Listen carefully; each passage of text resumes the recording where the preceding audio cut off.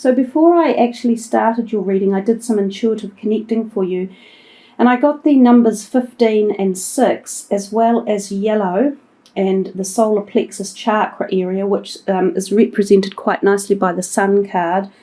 Also the word sun, strength, passion, triangle, eye, stomach, and the body. We have plenty of eyes down here, but this card, these cards in particular, have a real focus on the eyes, drawing their attention to you to look at their faces, I think.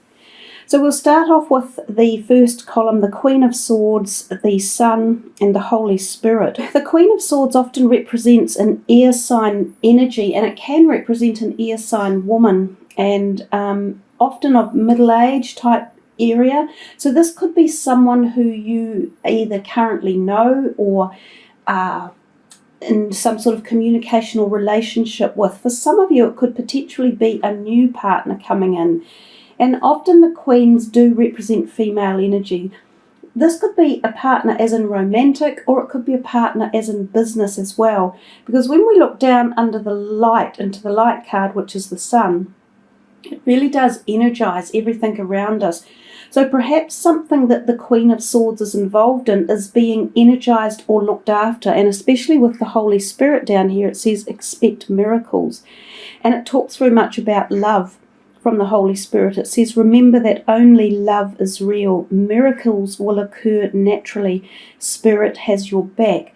So for some of you, you might have been either in a situation with someone like the Queen of Swords, so perhaps an air sign person or a rising air sign, where you may have wanted some sort of energy to happen or an event to take place. It might be that she could be a potential employer or employee, or it could be that she is your accountant or lawyer, because they quite often represent that path of life as well. They're very mind-oriented, so they sometimes can be lawyers or tax accountants or something like that. And it could be that you have been wanting something to be finalized through her or her mediation with her.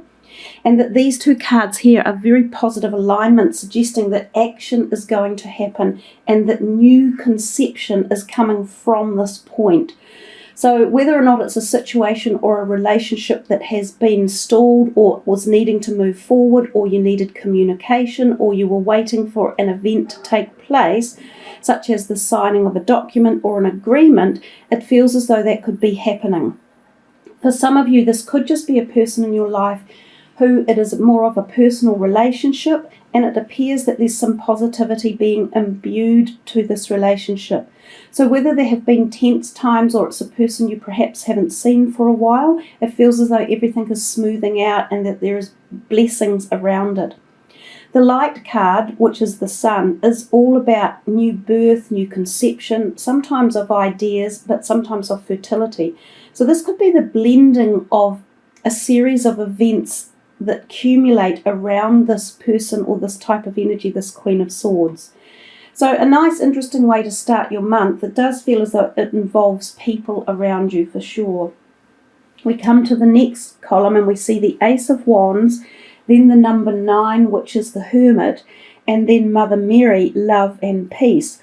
So these first two Keeper of the Light cards down here are offering you love. Very much so. So there does feel to be love around you in the month of April. And it says, let go of the need to be right. Choose peace. Mother healing is possible at this time.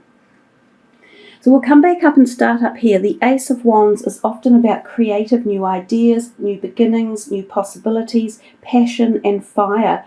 It is sometimes about an idea or concept that is coming that is not fully developed. So some of you could have something on your mind about making changes or getting excited about a new idea or project that's in the background. Oftentimes this means that it is still to be finalized and there is still more work to be done on it. Now when we get the Hermit card in here in this mix, it's quite an interesting line if we went through the middle here, quite an interesting row.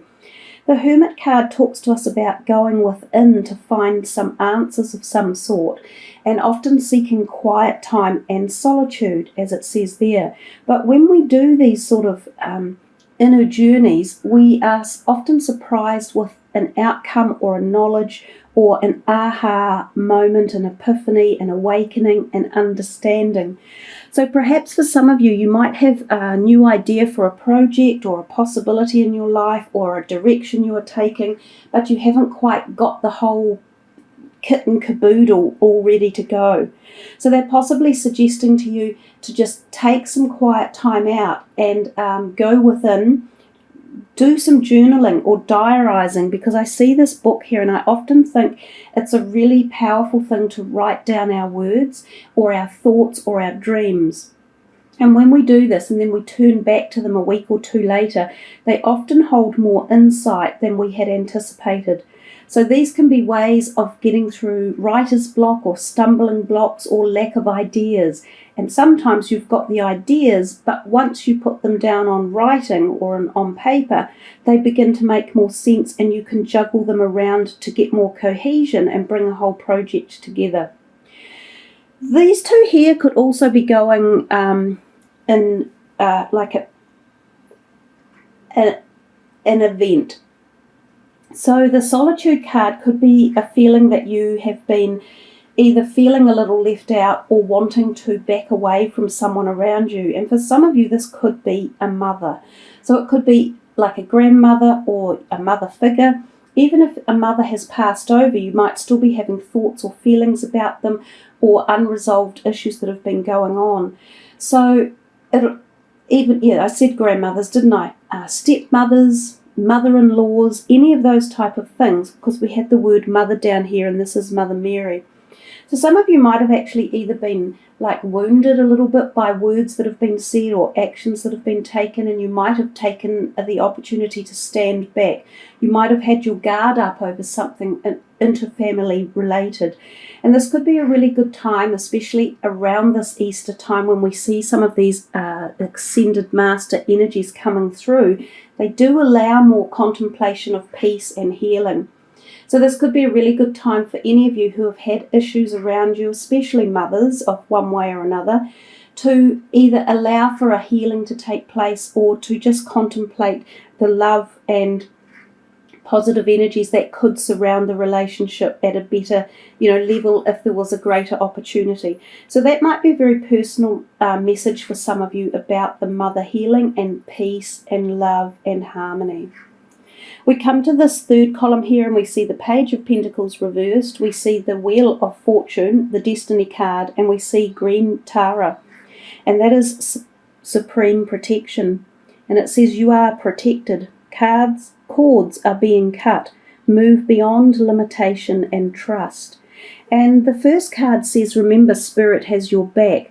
So if some of you have got yourself into a situation where you have felt threatened or violated, or there has been an abuse of trust one way or another, or you've just been a little bit uncertain about either people in your life or workmates, for instance, or something going on with finances, know that there are some energies backing you up and supporting you and helping you out. So don't be afraid to call on these energies either and to ask for help. You do it privately, obviously. Don't stand out on the main road and start, screaming for Mother Mary to help you.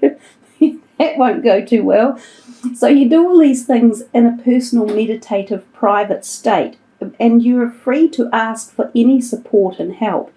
The one thing that I advise everyone is, after asking for something, you must always give thanks and gratitude.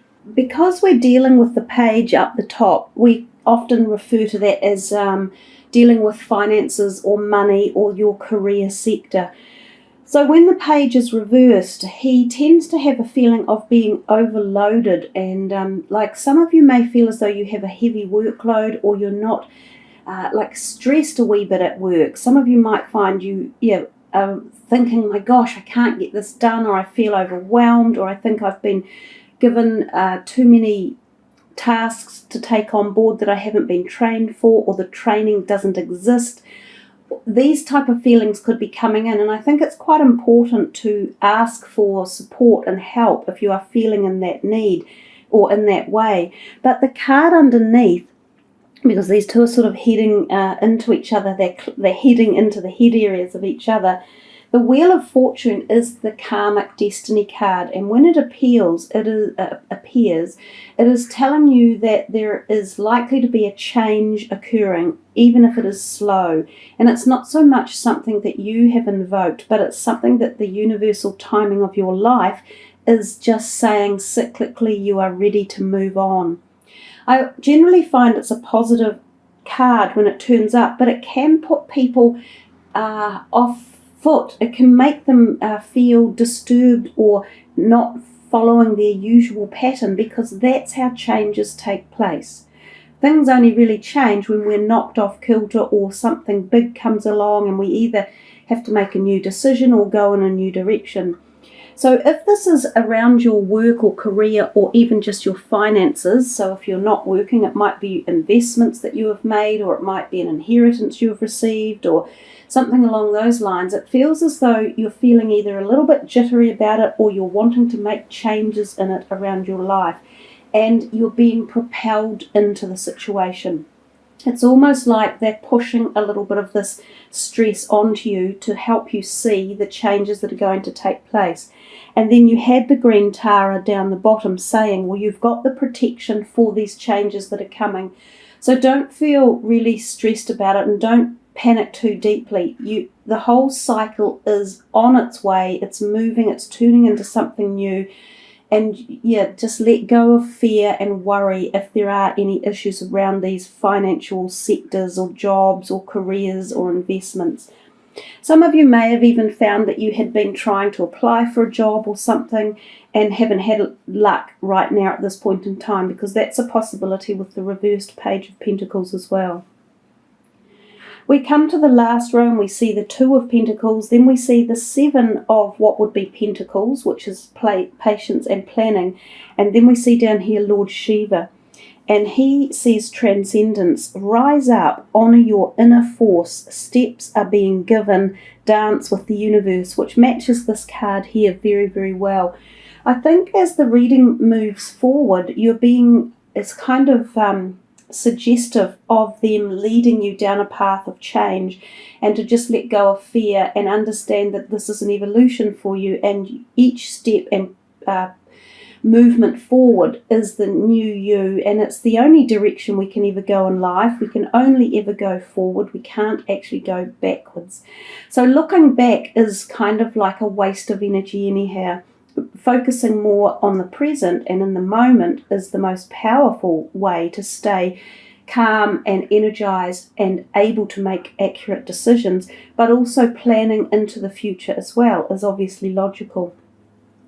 The Two of Pentacles refers to the need for balance. Now this sometimes is suggestive of a possible speculation of a job interview. So it feels as though if any of you have been looking, you've either got these bright ideas about a new career or a direction, and you may have put it out to some people, and that's why I said over here it feels as though you've had a bit of a stumbling block, or you need to come back and rejig it, re-extend it and work on a little bit more. Perhaps you've had a couple of no's around you telling you the same thing.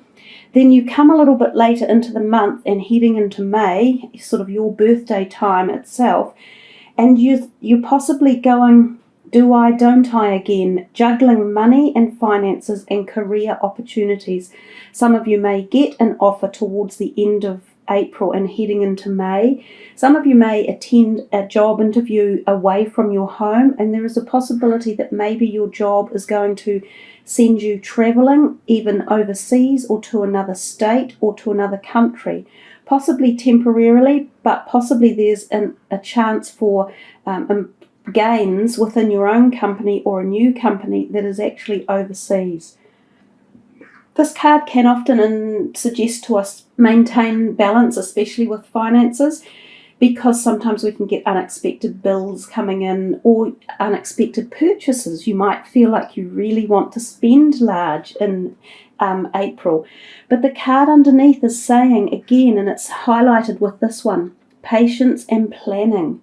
So it is asking you to be a little bit cautious with your monetary purchases perhaps, and spending and income, debts and outgoings in April.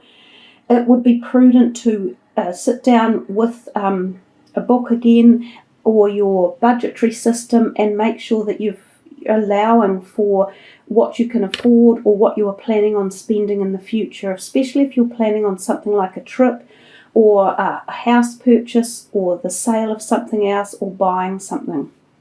And underneath you were given the final message with Lord Shiva, which was rise up, honour your inner force, steps are being given, dance with the universe.